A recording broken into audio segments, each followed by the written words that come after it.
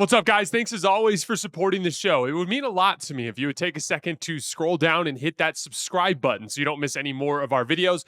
Also, make sure you follow us all over social media so you don't miss any of our content or show announcements. All right, let's move on to Lakers Bucks. We talked earlier in the show about the concept of coverage beaters. This game is another excellent example of that concept. JJ Redick went with a very aggressive game plan against Giannis and Dame to try to get this game in the win column for the Lakers. He went with a Jokic-esque strategy against Giannis, trying to front him, deny him catches wherever he wanted them, strong side zoning him if he did catch. Like if he did catch, they just peel off, funnel him towards the sideline, and bring that help on that baseline side right outside the block. That obviously left a lot of skip passes open. In the Dame ball screens with Brook Lopez, he just had Alex Len drop back and focus on Dame and basically concede the pick and pop three to Brook Lopez. And so as a result, there were a lot of open threes available to Milwaukee if they just made simple reads. Kickbacks to Brook Lopez in the pick and pop. Basically anything skipped to the weak side from the Giannis actions. And then I thought the Lakers kind of exacerbated the problem by not being very sharp off the ball. Luka and Austin in particular, Gabe had some bad reps and Dalton had some bad reps too, but on the weak side of guys just like being glued to the floor, kind of in no man's land where they're not really helping on the ball, but they're also not guarding a shooter, a step slow to get out of that help side position into a closeout to the weak side, not being ready for the skip pass, turning what should have been like moderately contested catch and shoot threes into kind of like easy, comfortable catch and shoot threes. And by the way, JJ's clearly bothered by these details. He's talking about execution a lot. He's understanding of the injuries, but he knows this team isn't going anywhere unless they defend. And even with the personnel weaknesses, there has been some slippage in their defensive rotations. And I thought it showed up yesterday. I like that JJ is using this circumstance as an opportunity to hammer those points home. But again, anyway, the result was just a bunch of really great three-point looks for Milwaukee, and they just knocked him down. Brook Lopez went 3 for 4 from three.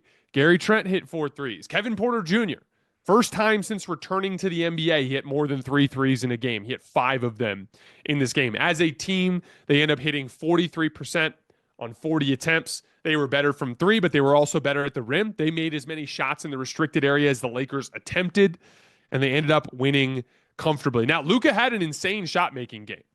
This is something I've talked a lot about as Luka has struggled with shot making, and it's inevitable that he will eventually break through. And he did. And I thought this was a good matchup. Like, Milwaukee really has no hope of guarding a player like Luka. They don't have anybody that can even make him uncomfortable on the ball. I actually looked at this game as the one game in this back-to-back that LA could win, just because Luka was always going to be successful against this defense because they run traditional coverages instead of switching, and because Torian and Kyle Kuzma can't make Luka uncomfortable. So I thought if Luka was awesome and if Milwaukee shot poorly, that the Lakers would have a chance to steal this one, but Milwaukee ended up shooting very well, and it was all for naught, right? But yeah, Luka went on some scoring runs, and he kept things close a couple of times, but the outcome was never truly in doubt.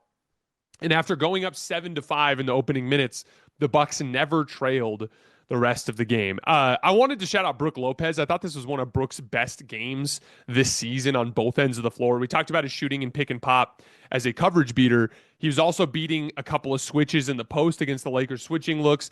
I thought he was phenomenal on defense in this game, super active in a rotation. He blocked a three-point shot in this game. He had 23 points, 4 blocks, and a steal. I thought he was excellent. And the Hospital Lakers ended up being a nice way for the Bucks to bounce back from their 3-game losing streak. On the Lakers front, I don't see much point at all at overreacting to any of this. It's the same thing I've been saying during the losing streak. It's just, there's just a lot of injuries. And dealing with injuries is one thing, but when they're all in one specific position group, it's just hard to overcome. Like, all their guards are healthy, but the entire starting 3, 4, 5 is out. So, like, that would be difficult to manage under any circumstances, but it's impossible to manage against Giannis Antetokounmpo and Brook Lopez. It's just a really bad matchup. I did think there was some sloppy execution stuff like I talked about on the defensive end of the floor. I love that JJ Redick is using it as an opportunity to hammer on some points with his team. But you could literally tell, like, Austin and Luka in particular were just kind of conserving energy and going through the motions in their defensive rotations. They know they were overmatched. You could read it in their body language. They just didn't see the point in doing it tonight. And again, it's not a big deal, but I am glad that JJ's harping on it because they can be much better and they're going to need to be much better in those rotations for them to have a chance to get to where they want to go. I would punt the Denver game tomorrow. You're not going to be able to win it. And with Luka's back soreness that he's been dealing with, or back spasms or whatever, and with Austin's calf, like, here's the thing. If Austin's feeling good, if he's like, coach, I'm good, I'm ready to go, I want to get another game in just as I continue to build my rhythm, that's fine. I'm cool with that. But if he's hurting at all, I'd sit him. I'd sit Luka to give him a day off. The next back-to-back is much more winnable. You're at home for Phoenix and San Antonio. San Antonio just shut down De'Aaron Fox for the season, so you should be able to win that game. And if at least one of Jackson or Rui come back, I think they'll have the horses to beat the Suns at home.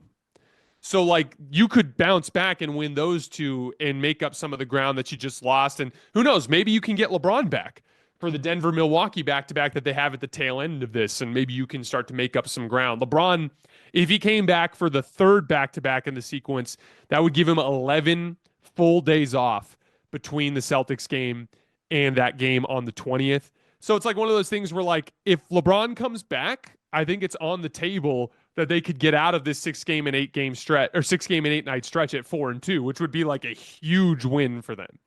If they sit LeBron for the whole thing, I think 3-3 is probably the best they can hope for, and 2-4 might be on the table there. So it's going to be tough. But I'm not worried about it in the big picture. It's far more important for LeBron to be healthy.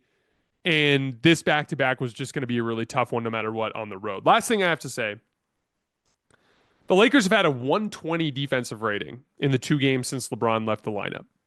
And that was against the 27th ranked offense in Brooklyn and the 14th ranked offense in Milwaukee. It's just amazing how important LeBron has suddenly become for this team defensively. Ever since AD went out, LeBron has made up for it by basically becoming the Draymond Green of this team.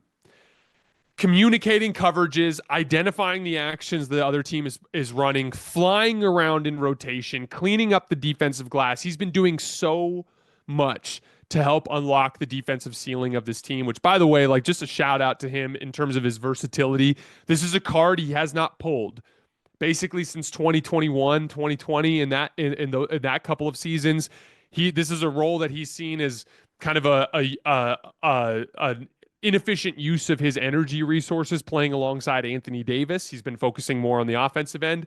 In this build, what a luxury to have a player that can be like, oh, you need Draymond? Sure, I'll be your Draymond. And literally has anchored one of the best defenses in the league without Anthony Davis. And I think watching the Laker defense kind of fall apart without him, and again, it's not just him being without Rui and being without Jackson makes it hard too, but they still have Dorian Finney-Smith. They still have Gabe Vincent. They still have Jared Vanderbilt. And they've really struggled to get stops.